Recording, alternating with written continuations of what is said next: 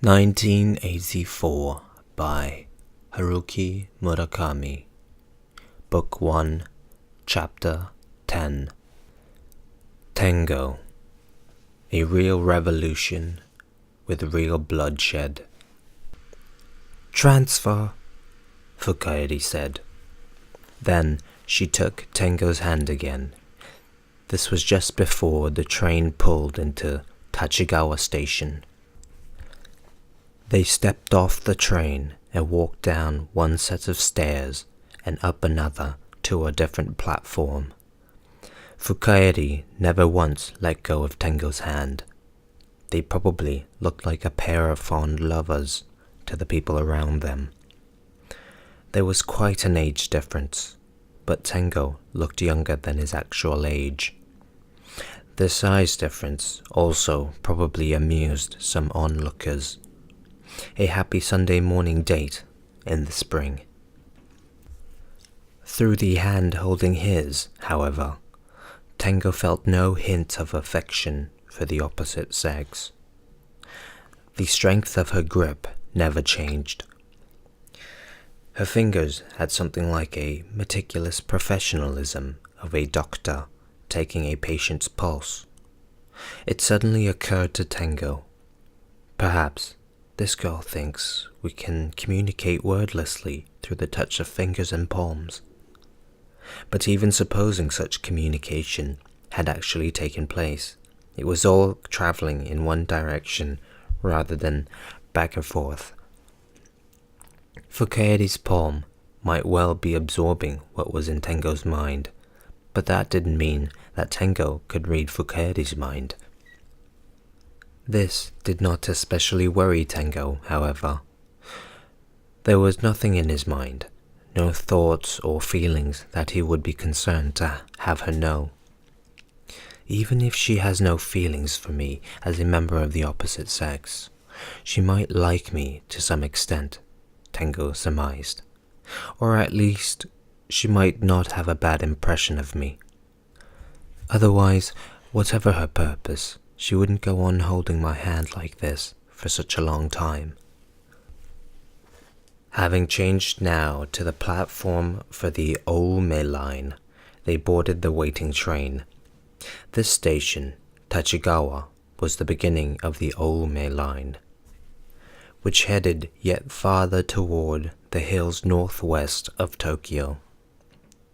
The car was surprisingly crowded, full of old folks and family groups in Sunday hiking gear. Tango and Fuka-eri stood near the door. "We seem to have joined an outing," Tango said, scanning the crowd. "Is it okay to keep holding your hand?" Fuka-eri asked Tango. She had not let go even after they boarded the train. "That's fine," Tango said. "Of course." Fuka-eri seemed relieved and went on holding his hand. Her fingers and palm were as smooth as ever, and free of sweat.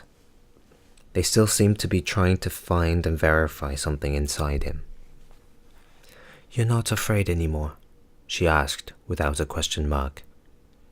"No, I'm not," Tango answered. He was not lying.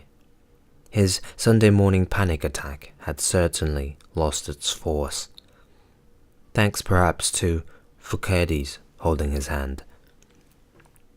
He was no longer sweating, nor could he hear his heart pounding. The hallucination paid him no visit, and his breathing was as calm as usual. "Good," she said without reflection. "Yes, good," Tango also thought.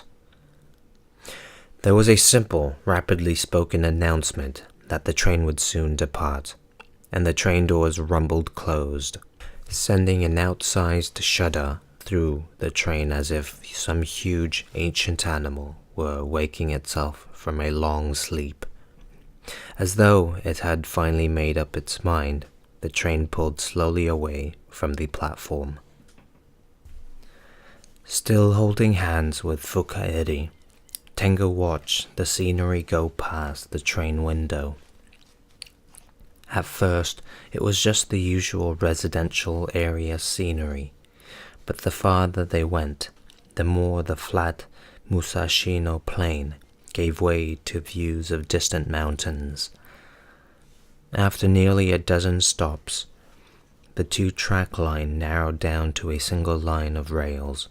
They had to transfer to a 4-car train. The surrounding mountains were becoming increasingly prominent. Now they had gone beyond the commuting distance from downtown Tokyo. The hills out here retained the withered look of winter, which brought out the brilliance of the evergreens. The smell of the air was different too, Tengo realized, as the train doors opened at each new station. The sounds were subtly different. Fields lay by the tracks, and farmhouses increased in number. Pickup trucks seemed to outnumber sedans. We've really come a long way, Tengo thought. How far do we have to go? No worry, fuka-eri said, as if she had read his mind. Tengo nodded silently. I don't know. It feels like I'm going to meet her parents to ask for her hand in marriage, he thought. Finally, after 5 stops on a single-track section of the line, they got off at a station called Futamatao. Tengo had never heard of the place before. What a strange name, Forked Tail? The small station was an old wooden building. 5 other passengers got off with them. No one got on. People came to Futamatao to breathe the clean air on the mountain trails, not to see a performance of Man of La Mancha, or go to a disco with a wild reputation, or visit an Aston Martin showroom, or eat gratin de homard at a famous French restaurant. That much was obvious from the clothing of his passengers who left the train here. There were virtually no shops by the station, and no people. There was, however, one taxi parked there. It probably showed up whenever a train was scheduled to arrive. Fuka-eri tapped on the window, and the rear door opened. She ducked inside and motioned for Tengo to follow her. The door closed. Fuka-eri told the driver briefly where she wanted to go, and he nodded in response. They were not in the taxi for very long, but the route was tremendously complicated. They went up one steep hill and down another, along a narrow farm road, where there was barely enough room to squeeze past other vehicles. The number of curves and corners was beyond counting, but the driver hardly slowed down for any of them. Tengo clutched the door's grip in terror. The taxi finally came to a stop after climbing a hill as frighteningly steep as a ski slope on what seemed to be the peak of a small mountain. It felt less like a taxi trip than a spin on an amusement park ride. Tengo produced 2,000 yen bills from his wallet and received his change and receipt in return. A black Mitsubishi Pajero and a large green Jaguar were parked in front of an old Japanese house. The Pajero was shiny and new, but the Jaguar was an old model, so coated with white dust that its color was almost obscured. It seemed not to have been driven in some time. The air was startlingly fresh, and a stillness filled the surrounding space. It was a stillness so profound one had to adjust one's hearing to it. The perfectly clear sky seemed to soar upward, and the warmth of the sunlight gently touched any skin directly exposed to it. Tengo heard the high, unfamiliar cry of a bird now and then, but he could not see the bird itself. The house was large and elegant. It had obviously been built long ago, but it was well cared for. The trees and bushes in the front yard were beautifully trimmed. Several of the trees were so perfectly shaped and matched that they looked like plastic imitations. One large pine cast a broad shadow on the ground. The view from here was unobstructed, but it revealed not a single house as far as the eye could see. Tengo guessed that a person would have to loathe human contact to build a home in such an inconvenient place. Turning the knob with a clatter, Fuka-eri walked in through the unlocked front door and signaled for Tengo to follow her. No one came out to greet them. They removed their shoes in the quiet, almost too large front entry hall.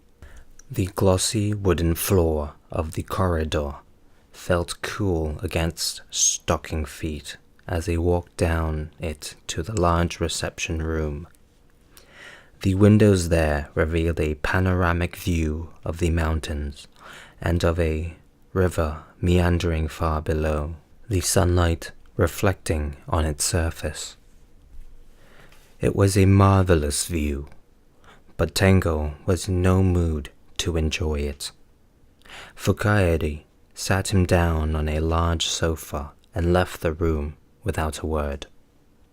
The sofa bore the smell of a distant age, but just how distant, Tengo could not tell. The reception room was almost frighteningly free of decoration. There was a low table made from a single thick plank. Nothing lay on it, no ashtray, no tablecloth. No pictures adorned the walls. No clocks, no calendars, no vases, no sideboard, no magazines, no books. The floor had an antique rug so faded that its pattern could not be discerned. And the sofa and easy chairs seemed just as old. There was nothing else, just the large raft-like sofa on which Tengo was sitting, and 3 matching chairs. There was a large open-style fireplace, but it showed no signs of having contained a fire recently. For a mid-April morning, the room was downright chilly, as if the cold that had seeped in through the winter had decided to stay for a while. Many long months and years seemed to have passed since the room had made up its mind never to welcome any visitors. Fuka-eri returned and sat down next to Tengo, still without speaking. Neither of them said anything for a long time. Fuka-eri shut herself up in her own enigmatic world, while Tengo tried to calm himself with several quiet, deep breaths. Except for the occasional distant bird cry, the room was hushed. Tengo listened to the silence, which seemed to offer several different meanings. It was not simply an absence of sound. The silence seemed to be trying to tell him something about itself. For no reason, he looked at his watch. Raising his face, he glanced at the view outside the window, and then looked at his watch again. Hardly any time had passed. Time always passed slowly on Sunday mornings. 10 minutes went by like this. Then suddenly, without warning, the door opened and a thinly built man entered the reception room with nervous footsteps. He was probably in his mid-60s. He was no taller than 5'3", but his excellent posture prevented him from looking unimpressive. His back was as straight as if it had a steel rod in it, and he kept his chin pulled in smartly. His eyebrows were bushy, and he wore black, thin-framed glasses that seemed to have been made to frighten people. His movements suggested an exquisite machine with parts designed for compactness and efficiency. Tango started to stand and introduce himself, but the man quickly signaled for him to remain seated. Tango sat back down while the man rushed to lower himself into the facing easy chair, as if in a race with Tango. For a while, the man simply stared at Tango, saying nothing. His gaze was not exactly penetrating, but his eyes seemed to take in everything, narrowing and widening like a camera's diaphragm while the photographer adjusts the aperture. The man wore a deep green sweater over a white shirt and dark grey woolen trousers. Each piece looked as if it had been worn daily for a good 10 years or more. They conformed to his body well enough, but they were also a bit threadbare. This was not a person who paid a great deal of attention to his clothes. Nor perhaps did he have people close by who did it for him. The thinness of his hair emphasized the rather elongated shape of his head from the front to back. He had sunken cheeks and a square jaw. A plump child's tiny lips were the one feature of his that did not quite match the others.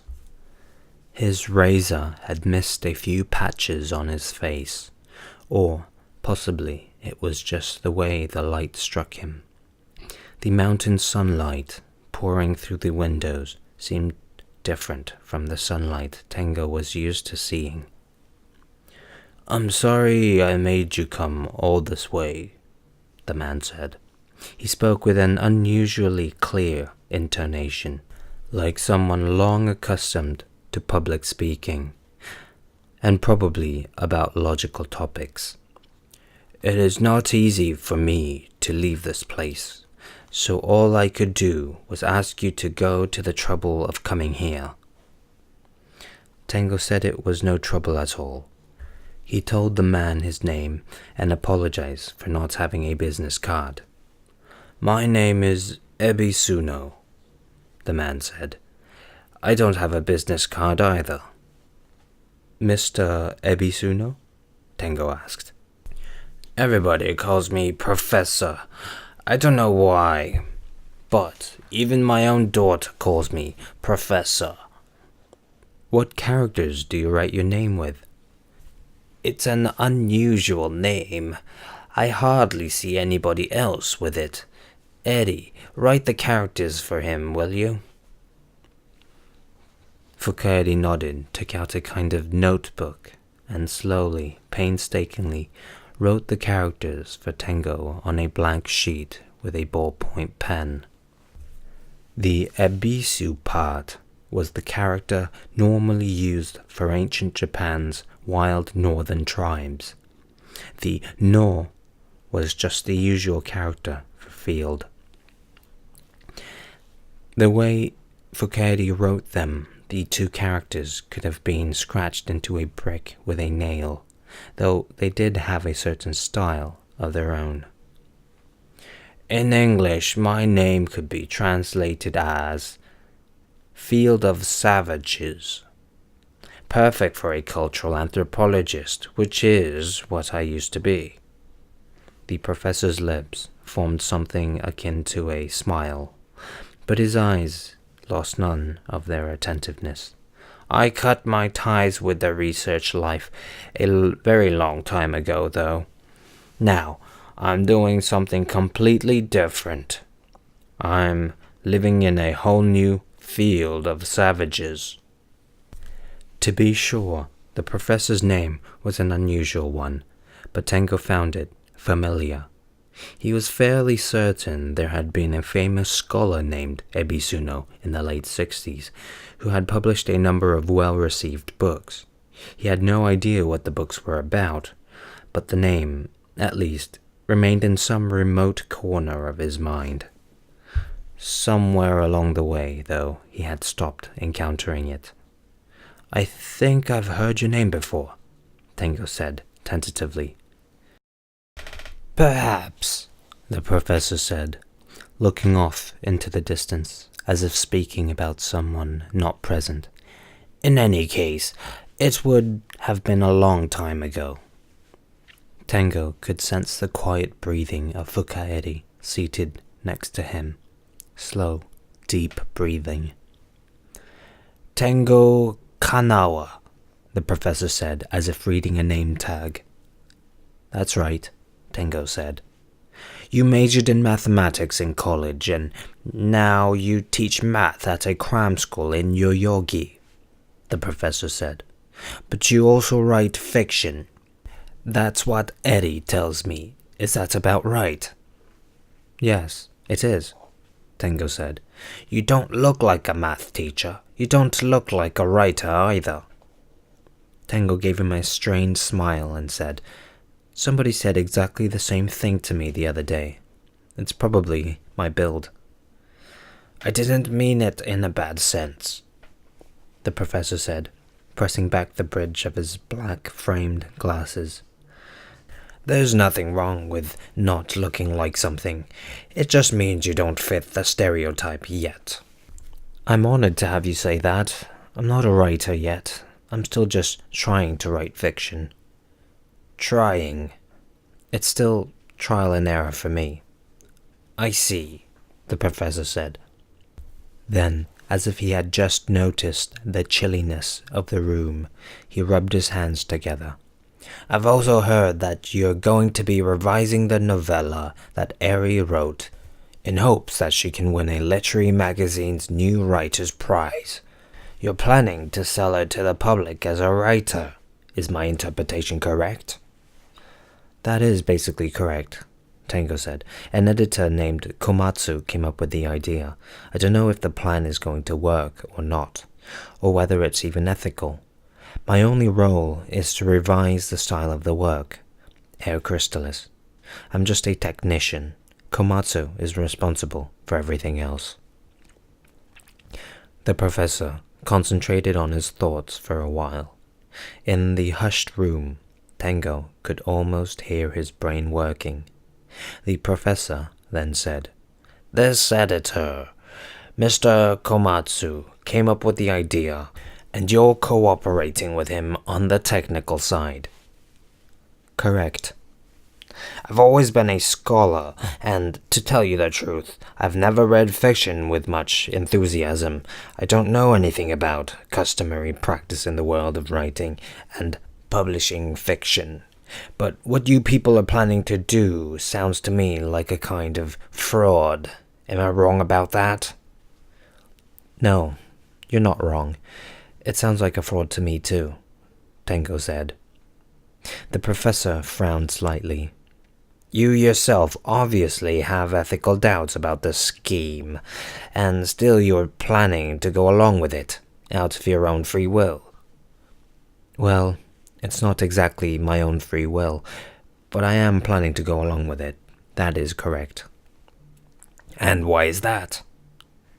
"That's what I've been asking myself again and again all week," Tango said, honestly. The professor and fuka-eri waited in silence for Tango to continue. "Reasoning, common sense, instinct, they are all pleading with me to pull out of this as quickly as possible. I'm basically a cautious, commonsensical kind of person. I don't like gambling or taking chances. If anything, I'm a kind of coward. But this is different. I just can't bring myself to say no to Komotsu's plan, as risky as it is. And my only reason is that I'm strongly drawn to Air Crystallis. If it had been any other work, I would have refused out of hand." The professor gave Tango a quizzical look. "In other words, you have no interest in the fraudulent parts of the scheme, but you have a deep interest in the rewriting of the work. Is that it?" "Exactly. It's more than a deep interest. If Air Crystallis has to be rewritten, I don't want to let anyone else do it." "I see," the professor said. Then he made a face, as if he had accidentally put something sour in his mouth. "I see. I think I understand your feelings in the matter.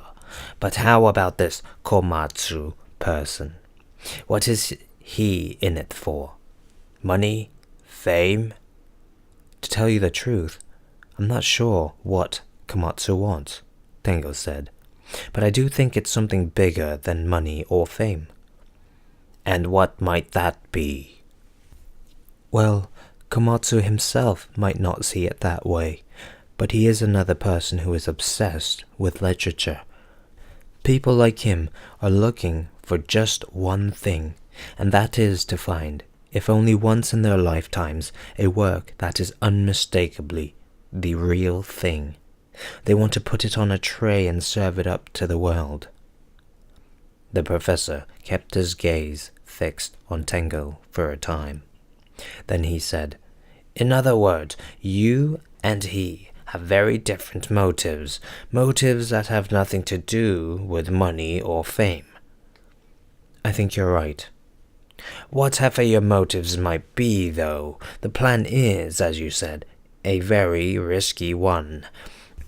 If the truth were to come out at some point, it would be sure to cause a scandal, and the public censure would not be limited to you and Mr. Komatsu.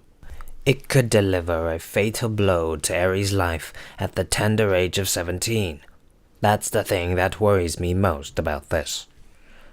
"And you should be worried," Tengo said with a nod. "You're absolutely right." The space between the professor's thick black eyebrows contracted half an inch. "But what you are telling me is that you want to be the one to rewrite Air Crystallis, even if it could put Eri in some danger." "As I said before, that is because my desire comes from a place that reason and common sense can't reach. Of course, I would like to protect Eri as much as possible, but I can't promise that she would never be harmed by this. That would be a lie." "I see," the professor said. Then he cleared his throat as if to mark a turning point in the discussion. "Well, you seem to be an honest person, at least." "I'm trying to be as straightforward with you as I can." The professor stared at the hands resting on his knees as if he had never seen them before. First, he stared at the back of his hands, and then he flipped them over and stared at his palms. Then he raised his face and said, "So, does this editor, this Mr. Komatsu, think that his plan is really going to work?" "Komatsu's view is that there are always two sides to everything," Tengo said. "A good side and a not-so-bad side." The professor smiled. "A most unusual view. Is this Mr. Komatsu an optimist, or is he self-confident?" "Neither," Tengo said. "He's just cynical." The professor shook his head lightly. "When he gets cynical, he becomes an optimist, or he becomes self-confident. Is that it?" "He might have such tendencies." "A hard man to deal with, it seems."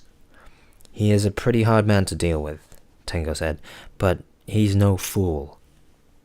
The professor let out a long, slow breath. Then he turned to fuka-eri. "How about it, Eddie? What do you think of this plan?" Fuka-eri stared at an anonymous point in space for a while. Then she said, "It's okay." "In other words, you don't mind letting Mr. Kawana here rewrite Air Crystallis?" "I don't mind," she said. "It might cause you a lot of trouble." Fuka-eri said nothing in response to this. All she did was tightly grip the collar of her cardigan together at the neck, but the gesture was a direct expression of her firm resolve. "She's probably right," the professor said with a touch of resignation. Tango stared at her little hands, which were balled into fists. "There is one other problem, though," the professor said to Tango. "You and this Mr. Komatsu plan to publish Air Crystallis and present Eri to the public as a novelist, but she's dyslexic. Did you know that?" "I got the general idea on the train this morning." "She was probably born that way. In school, they think she suffers from a kind of retardation, but she's actually quite smart. Even wise, in a very profound way. Still, her dyslexia can't help your plan, to put it mildly." "How many people know about this?" "Aside from Eri herself, 3, the professor said. There's me, of course, my daughter Azami, and you. No one else knows." "You mean to say her teachers don't know?" "No, they don't. It's a little school in the countryside. They've probably never heard of dyslexia, and besides, she only went to school for a short time."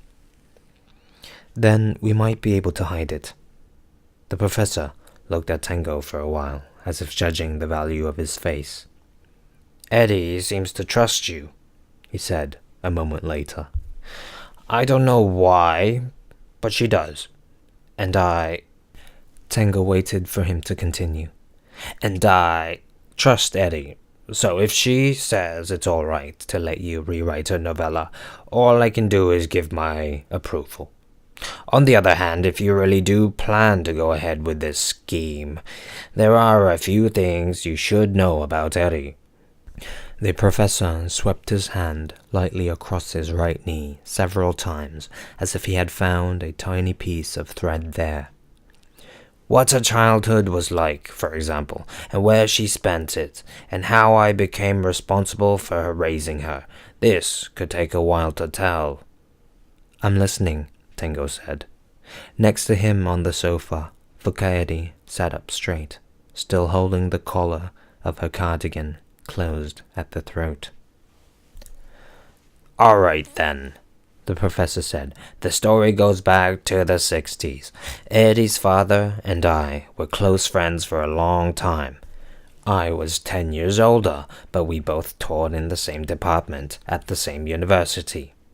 Our personalities and worldviews were very different, but for some reason we got along. Both of us married late, and we both had daughters shortly after we got married. We lived in the same faculty apartment building, and our families were always together. Professionally, too, we were doing very well. People were starting to notice us as rising stars of academe. We often appeared in the media. It was a tremendously exciting time for us. Toward the end of the 60s, though, things started to change for the worse. The second renewal of the U.S.-Japan Security Treaty was coming in 1970, and the student movement was opposed to it. They blockaded the university campuses, fought with the riot police, had bloody factional disputes, and as a result, people died. All of this was more than I wanted to deal with, and I decided to leave the university. I had never been that temperamentally suited to the academic life, but once these protests and riots began, I became fed up with it. Establishment, anti-establishment, I didn't care. Ultimately, it was just a clash of organizations, and I simply didn't trust any kind of organization, big or small. You, I would guess, were not yet old enough to be in the university in those days. No, the commotion had all died down by the time I started. The party was over, you mean? Pretty much. The professor raised his hands for a moment and then lowered them to his knees again. So, I quit the university, and 2 years later, Eddie's father left. At the time, he was a great believer in Mao Zedong's revolutionary ideology and supported China's cultural revolution. We heard almost nothing in those days about how terrible and inhumane the Cultural Revolution could be. It even became trendy with some intellectuals to hold up Mao's Little Red Book. Eddie's father went so far as to organize a group of students into a kind of Red Guard on campus, and he participated in the strike against the university. Some student believers on other campuses came to join his organization, and for a while under his leadership, the faction became quite large. Then the university got the riot police to storm the campus. He was holed up there with his students, so he was arrested with them, convicted, and sentenced. This led to his de facto dismissal from the university. Eddie was still a little girl then, and probably doesn't remember any of this. Fuka-eri remained silent. Her father's name is Tamotsu Fukada.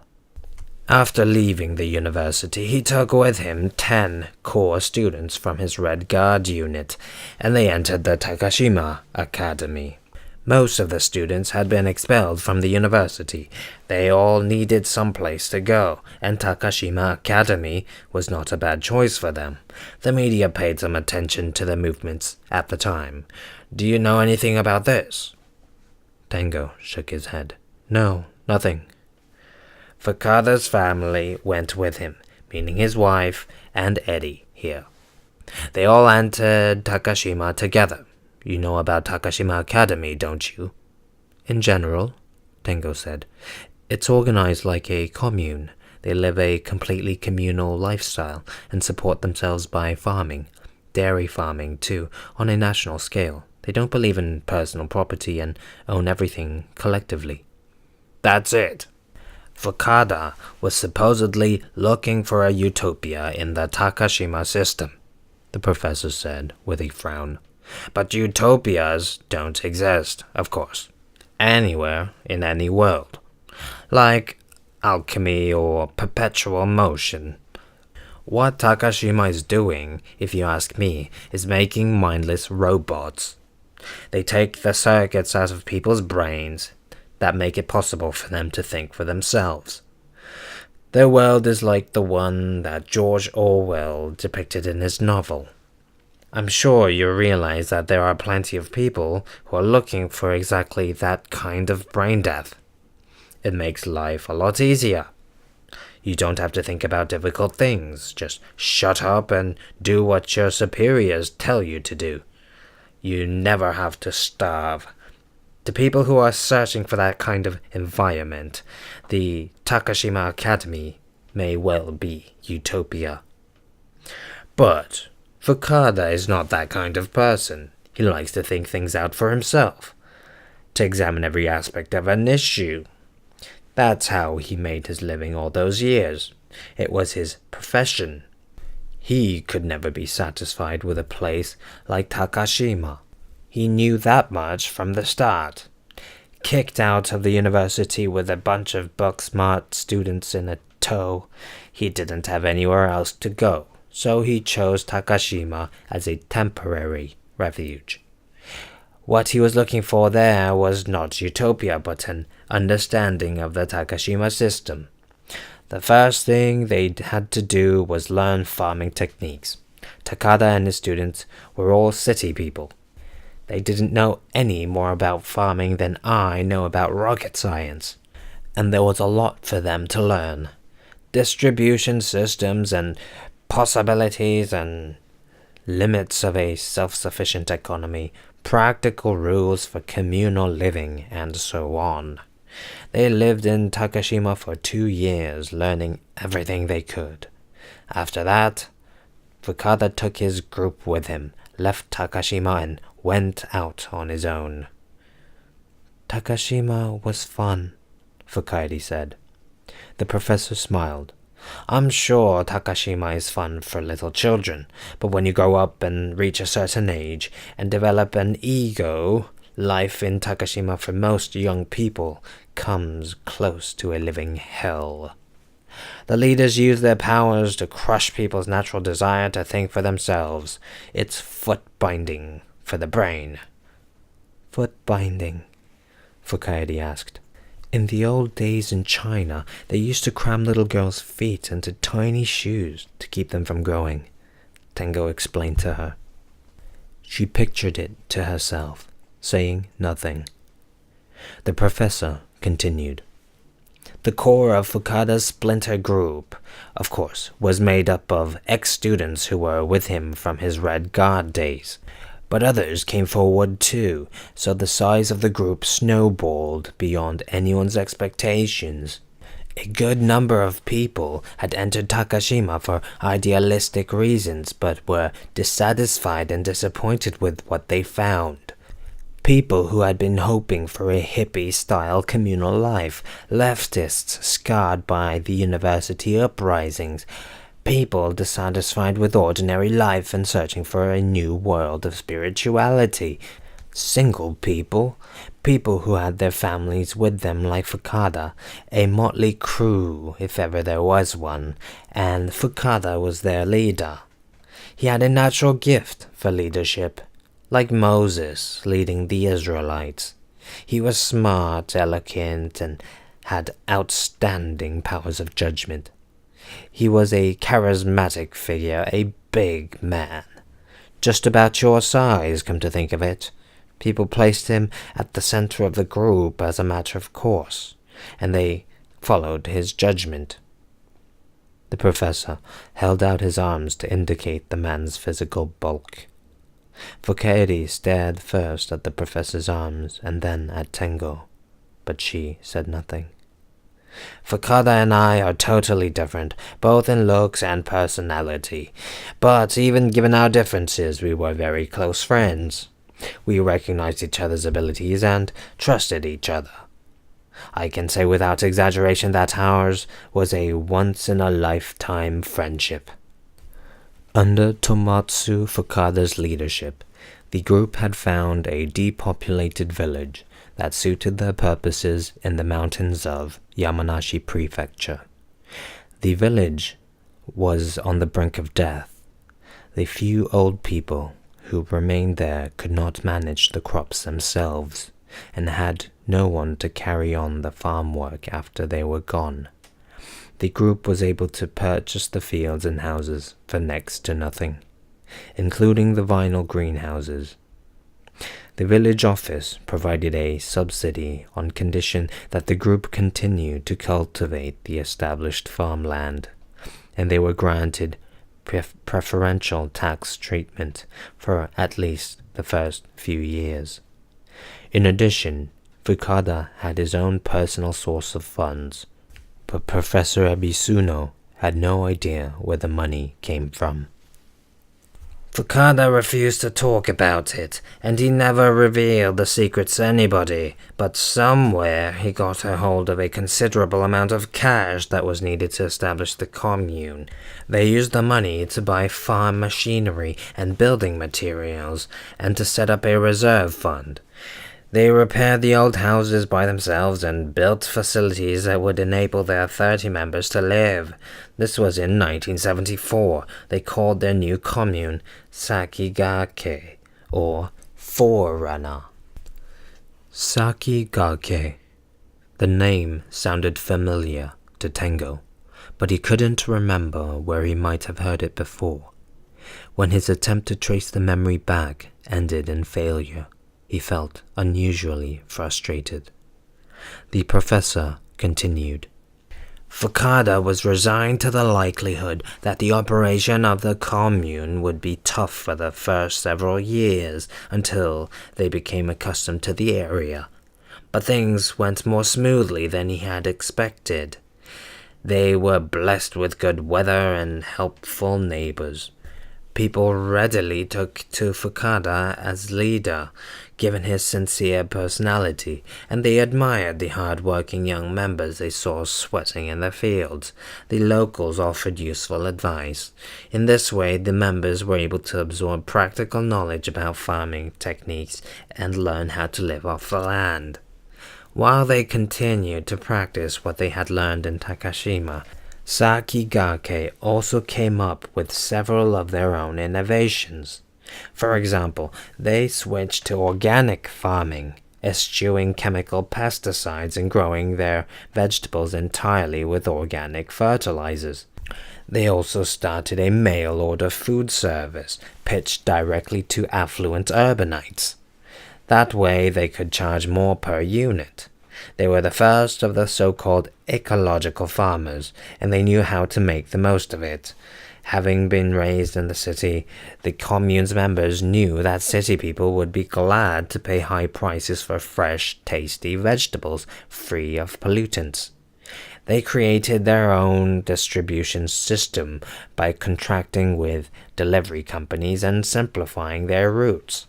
They were also the first to make a virtue of the fact that they were selling ununiform vegetables with the soil still clinging to them. The professor went on. I visited Fukada on his farm any number of times. He seemed invigorated by his new surroundings and the chance to try new possibilities there. It was probably the most peaceful, hope-filled time of his life, and his family also appeared to have adapted well to this new way of living. More and more people would hear about Sakigake Farm and show up there wanting to become members. The name had gradually become more widely known through the mail-order business, and the mass media had reported on it as an example of a successful commune. More than a few people were eager to escape the real world's mad pursuits of money and its flood of information, instead earning their living by the sweat of their brow. Sakigake appealed to them. When these people showed up, Sakigake would interview and investigate them, and give the promising ones membership. They couldn't admit everyone who came. They had to preserve the members' high quality and ethics. They were looking for people with strong farming skills and healthy physiques who could tolerate hard physical labor. They also welcomed women in hopes of keeping something close to a 50-50 male-female ratio. Increasing their numbers would mean enlarging the scale of the farm, but there were plenty of extra fields and houses nearby, so that was no problem. Young bachelors made up the core of the farm's membership at first, but the number of people joining with families gradually increased.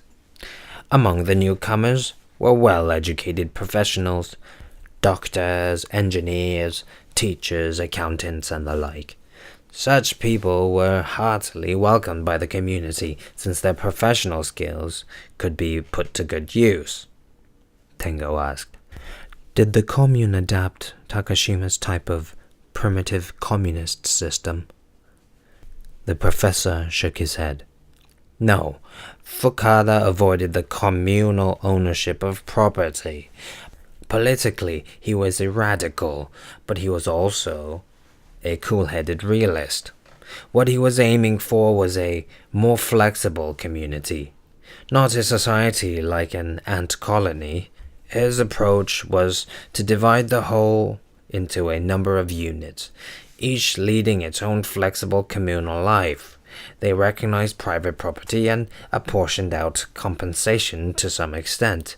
If you weren't satisfied with your unit, you could switch to another one, and you were free to leave Sakigake itself anytime you liked. There was full access to the outside world too, and there was virtually no ideological inculcation or brainwashing. He had learned when they were in Takashima that a natural open system would increase productivity. Under Fukada's leadership, the operation of Sakigake Farm remained on track, but eventually the commune split into two distinct factions. Such a split was inevitable as long as they kept Fukada's flexible unit system. On one side was a militant faction, a revolutionary group based on the Red Guard unit that Fukada had originally organized. For them, the farming commune was strictly preparatory for the revolution. Farming was just a cover for them until the time came for them to take up arms. That was their unshakable stance. On the other side was the moderate faction.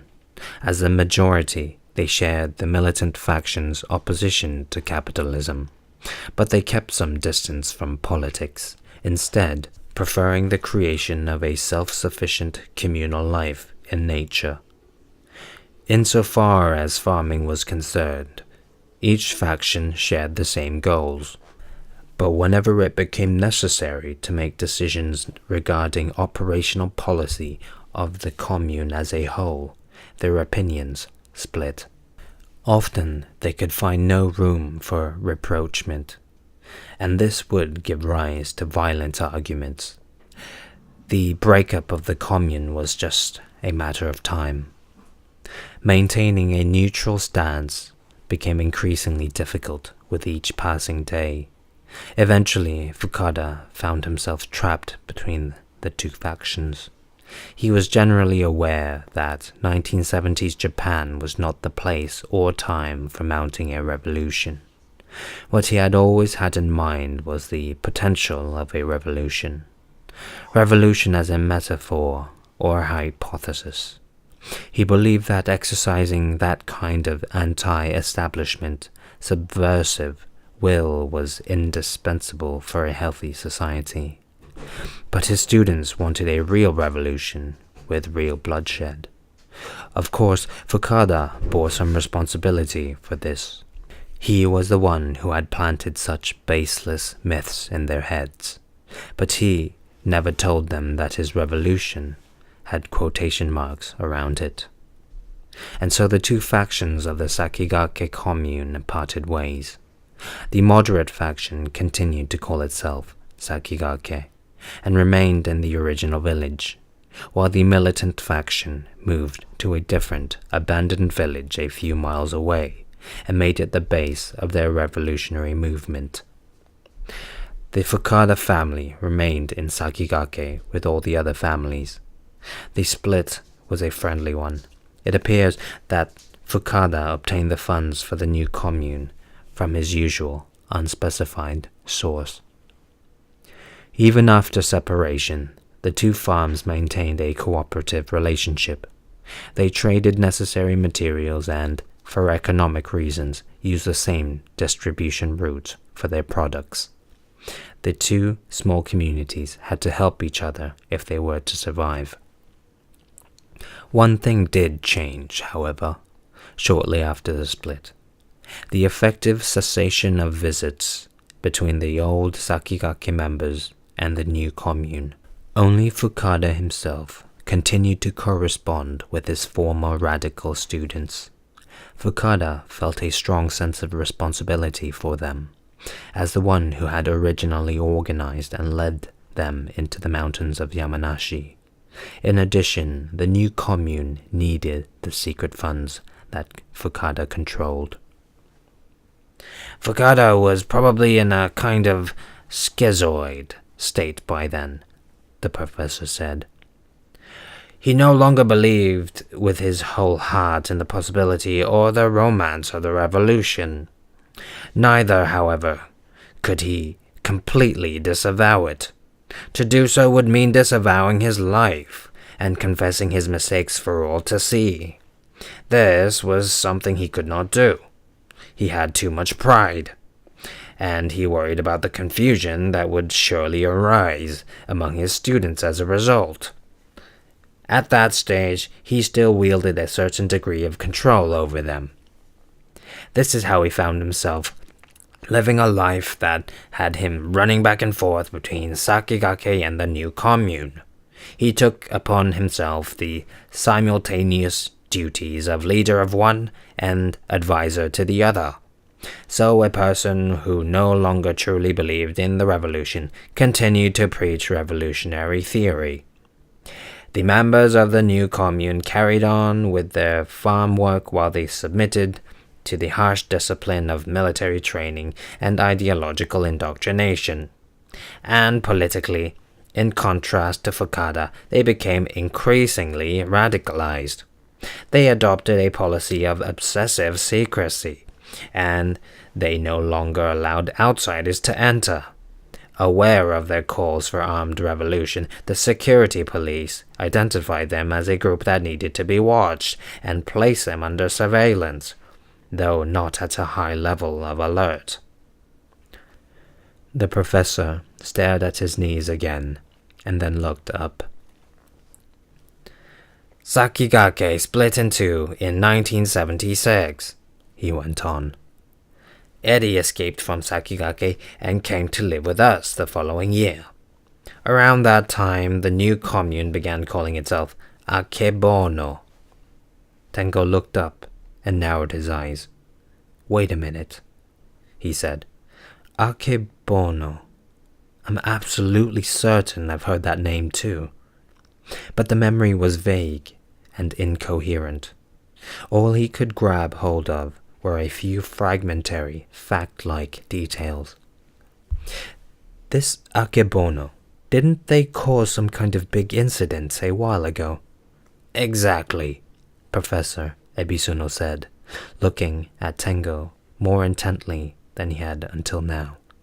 We're talking about the famous Akebono, of course, the ones who staged the gun battle with the police in the mountains near Lake Motosu. Gun battle? Tengo thought. I remember hearing about that. It was big news. I can't remember the details, though, for some reason, and I'm confused about the sequence of events. When he strained to recall more, he experienced a wrenching sensation through his whole body, as though his top and bottom halves were being twisted in opposite directions. He felt a dull throbbing deep in his head, and the air around him suddenly went thin. Sounds became muffled as though he were underwater. He was probably about to have an attack. Is something wrong? The professor asked with obvious concern. His voice seemed to be coming from a very great distance. Tengo shook his head and in a strained voice said, I'm fine. It'll go away soon. End of chapter 10.